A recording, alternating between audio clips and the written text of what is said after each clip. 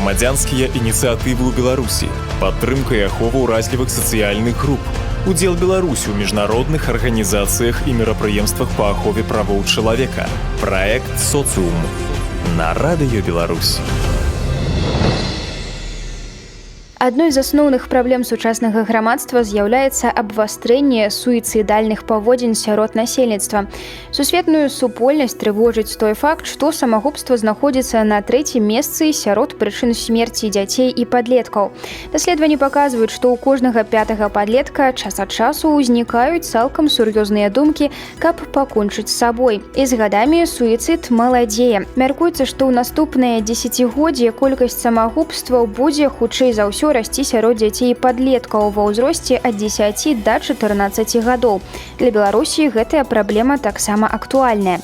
Міністэрства аховы здароўя Рэспублікі Беларусь сумесна з дзіцячым фондам ААН ЮНІСЕФ і прадстаўніцтвам Сусветнай арганізацыі аховы здароўя ў Беларусі правялі мультысектаральнае даследаванне праблем псіхічнага здароўя і суіцыдальных паводзін падлеткаў і моладзі ў нашай краіне, якое было прадстаўлена ў Белпрэс-цэнтры. Даследаванне паказала, што падлеткам і моладзі недастаткова іх ведаў па пытаннях псіхічнага здароўя і інфармацыі пра паслугі па яго абароне. З вынікамі пазнаёміла старшы каардынатар па пытаннях развіцця падлеткаў і моладзі прадстаўніцтва ЮНИСЕФ у Республике Беларусь Виктория Лазюк. Спасибо большое за предоставленную возможность рассказать о результатах исследования, которое проводилось в 2018-2019 годах. Координатором было Министерство здравоохранения Республики Беларусь и поддержки детского фонда ООН ЮНИСЕФ. Целью данного исследования это было провести анализ ситуации по вопросам психического здоровья подростков, по вопросам суицидального поведения и также на основании полученных данных использовать полученные данные для предоставления фактологической основы для принятия обоснованных управленческих решений и выработки ответных мер по вопросам укрепления психического здоровья и профилактики суицидального поведения подростков и молодежи в Республике Беларусь. Исследование проводилось Министерством здравоохранения при поддержке детского фонда ООН ЮНИСЕФ. В рамках исследования был проведен опрос 3600 подростков и молодежи в возрасте 14-19 лет, обучающихся в различных видах учреждений образования. В исследовании было задействовано более 156 учреждений образования во всех регионах Республики Беларусь. Также в рамках исследования были проведены 10 полуструктурированных интервью с экспертами системы образования и здравоохранения и фокус-группы с родителями подростков. Данное исследование было в таких масштабах и с такой методологией впервые проведено в Республике Беларусь. Данные, которые мы получили по этому исследованию, это данные, полученные на основе самооценки, которые были проведены подростками при проведении исследований. В исследовании приняли участие 3600 молодых людей и подростков. Из них было 46% юношей и 54% девушек. Практически возрастные группы 15-16, 17-18 было где-то в пределах по 20% и по 10% это было 14 и 19-летние молодые люди. И по результатам исследования, еще раз хочу подчеркнуть, что это исследование, это самооценка подростков, и в результате заполненных анкет были получены следующие данные. 18,2% подростков и молодых людей 14-19 лет имели депрессивную симптоматику от легкой до тяжелой степени выраженности по шкале Бекта.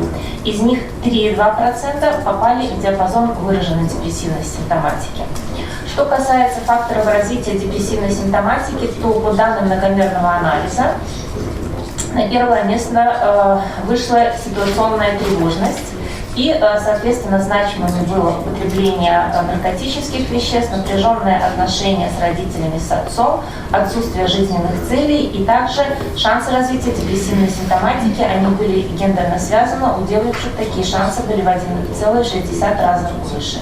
На вопрос, были ли у вас мысли о самоубийстве, 26,1% подростков ответили, что у них были мысли о самоубийстве.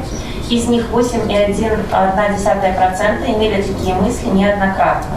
Из 26,1% подростков 18,5% сообщили, что предпринимали попытки покончить с собой, что составляет 4,8% от общего числа опрошенных.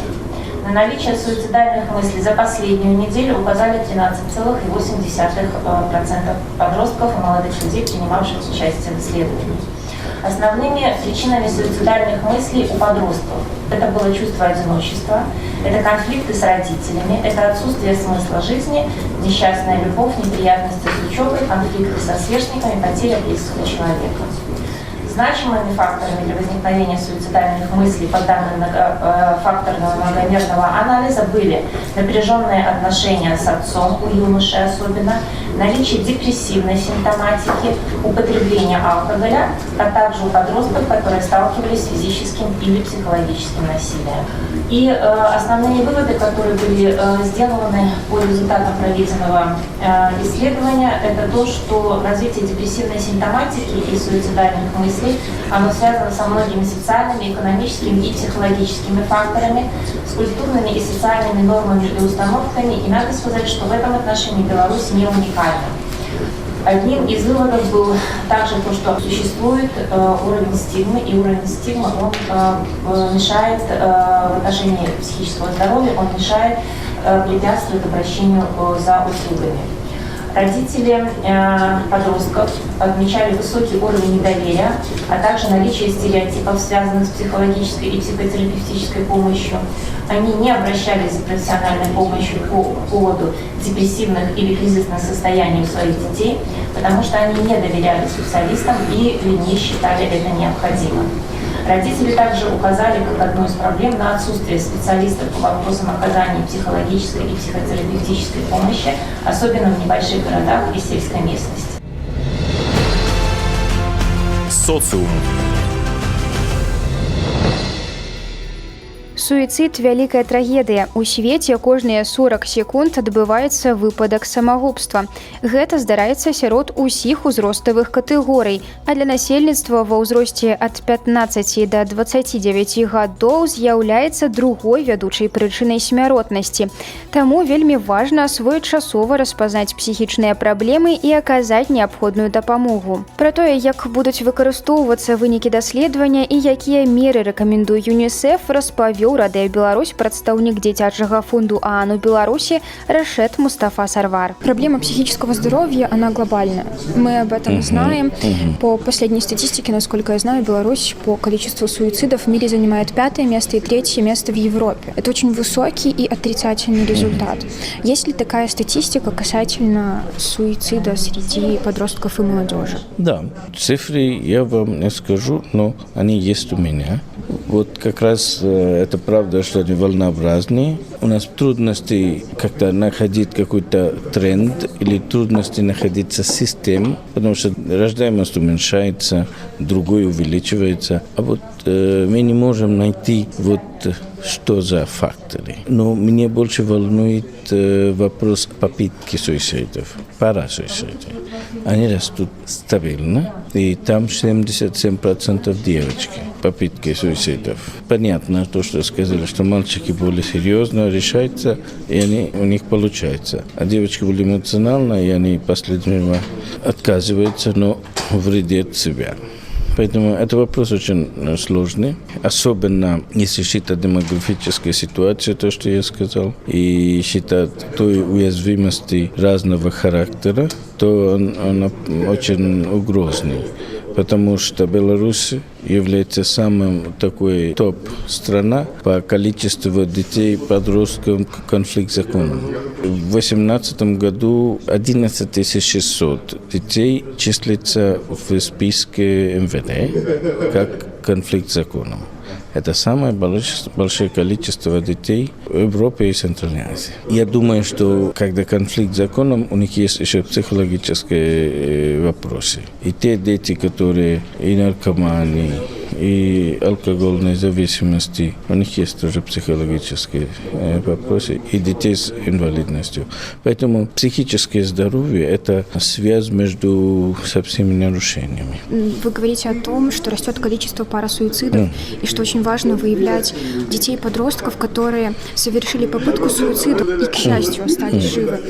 Я думаю, что здесь важно проводить работу не только с подростками и детьми, которые пытались покончить жизнь самоубийством, но и также готовить общество, рассказывать о том, что такая проблема существует, это нормально. Ведь почему люди боятся обратиться к специалисту? Они боятся, во-первых, огласки, боятся того, что будут порицать, они боятся того, что не смогут нормально получить образование, не будет возможности трудоустройства. Очень много таких вопросов. Но я думаю, что это вопрос не только общества, это вопрос государства тоже, потому что если есть факторы, что если я попаду в список психиатра, то у меня не будет то, другой, третий, то люди, конечно, не попадут к психиатру. Поэтому нам нужно гибкий подход вот этим вопросам, что да, это психологическое состояние, это временное явление, но от этого не нужно мне полностью поставить учет и так далее, и так далее. Поэтому у нас нужно и той части тоже решать вопрос, а потом общество тоже должны знать, что если я сегодня не отправлю или не пойду, то завтра будет еще хуже. Поэтому большая работа нужно провести о информационном пространстве. Если говорить о мерах, которые предлагает ЮНИСЕФ, как раз по противодействию суицидов среди детей и подростков, какие вы можете основные назвать моменты? Первых, я думаю, что это должен быть приоритет. И приоритет должен быть межведомственный. Если каждое учреждение будет отдельно работать, то, может, еще 100 лет ничего не получится, потому что они все ответы, все работы взаимосвязаны. Во-вторых, нам нужно работать с родителями, потому что то, что вы видели, я чувствую одиноким. Конфликт с родителями, основным отцом, конфликт в школе. Это все общество, конфликт. Подросток, у него конфликт с обществом.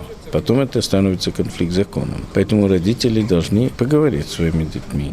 У нас еще кибербезопасность, потому что там еще добавка, очень много детей общаются с незнакомыми лицами в интернете. Они подвергаются буллингу в интернете. Это такое комплексное мероприятие должны провести, и там должны приглашаться всех соответствующих людей. Если говорить о результатах исследования, которое было представлено сегодня, как планируется использовать? Они должны давать начальную базовую информацию для дальнейшей работы. И я думаю, что мы, ЮНИСЕФ, с удовольствием примет участие координатора действия или подготовка какого-то мультисекторального рабочего плана. И мы посмотрим, где что работает лучше, потому что мы работаем сегодня в 190 странах мира. И я думаю, что минимум в 100 странах есть активная программа для психического здоровья подростков. Нам не нужно изобрести новый велосипед. Просто нам нужно писать наших коллег, какие у вас есть планы, что проверены, и могли бы адаптироваться в этой стране. Нам не нужно будет совершенно делать что-то новое, потому что подросток, у них, я думаю, что они почти одинаково думают.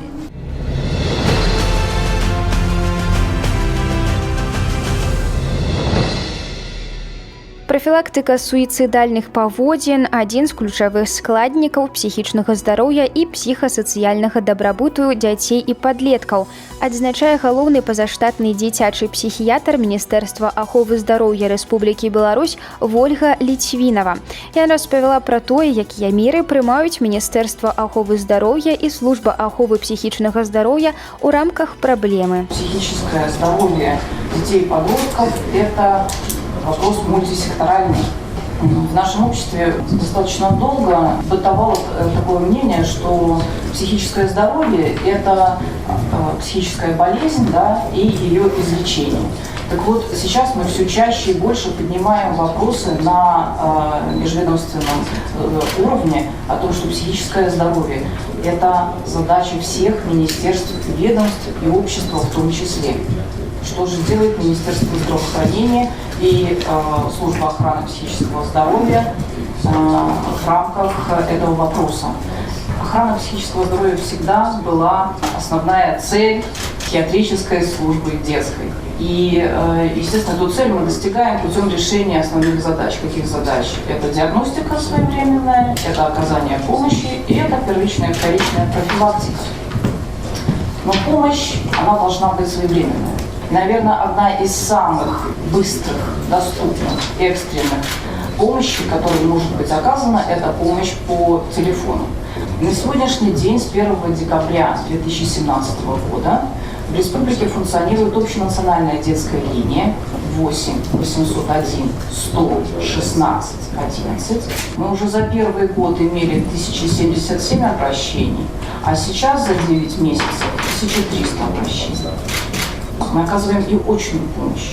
И основная роль, и основная функция здесь возложена на специалистов амбулаторной службы. И мы понимаем, что если в больших городах такая помощь доступна, то Министерство здравоохранения обращает большое внимание на то, чтобы такая помощь была доступна жителям маленьких городов и сельской местности. Поэтому там, где это возможно, по численности детского населения вводятся отдельные должности для обслуживания детского населения, врачей, психиатров, наркологов, врачей, психотерапевтов. Там, где это невозможно, такая помощь все равно оказывается врачом, который оказывает помощь и взрослому, и детскому населению. Естественно, есть и стационарные койки для оказания психиатрической помощи. И на сегодняшний день у нас в республике 345 стационарных коек для оказания помощи детям до 18 лет специализированной психиатрической помощи.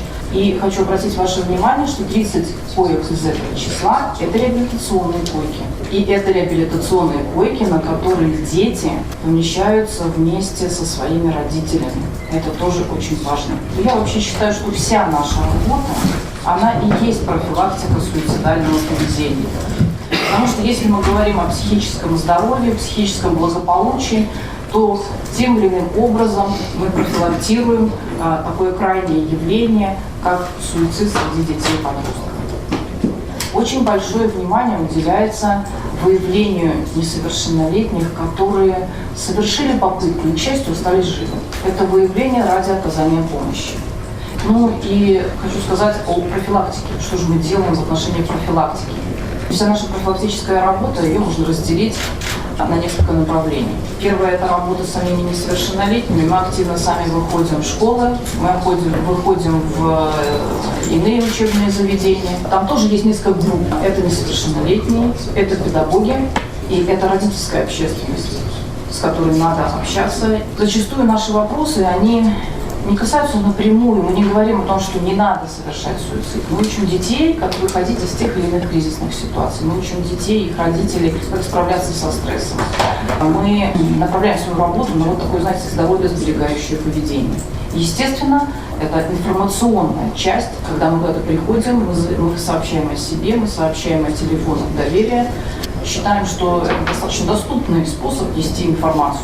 Естественно, мы не забываем о своих коллегах из общесоматического звена, потому что считаем, что их уровень образования тоже должен быть на достаточно высоком уровне в отношении охраны психического здоровья. Любая профилактическая работа, а тем более в таком вопросе, она будет эффективна только в том случае, если она будет комплексной, если она будет межведомственной, если будет преемственность и если мы ее будем оказывать своевременно. Социум. Спадзяёмся, дапамога спецыялістаў будзе даступнай ва ўсіх гарадах і мясцовасцях для ўсіх, што дазволіць з поспехам вырашаць праблемы псіхічнага здароўя дзяцей і моладзі. На гэтым я, Яніна Вайцянкова, развітаюся з вамі, паважаныя слухачы, да наступнага разу. Заставайцеся на хвалях Радыё Беларусь. Грамадзянскія ініцыятывы ў Беларусі, падтрымка і ахова ўразлівых сацыяльных груп, удзел Беларусі ў міжнародных арганізацыях і мерапрыемствах па ахове правоў чалавека. Пра гэта і шмат іншага расказваюць беларускія сацыёлагі, палітолагі, эксперты ў галіне міжнароднага права, актывісты беларускіх грамадскіх арганізацый у праекце «Социум» на хвалях Міжнароднага радыё Беларусь.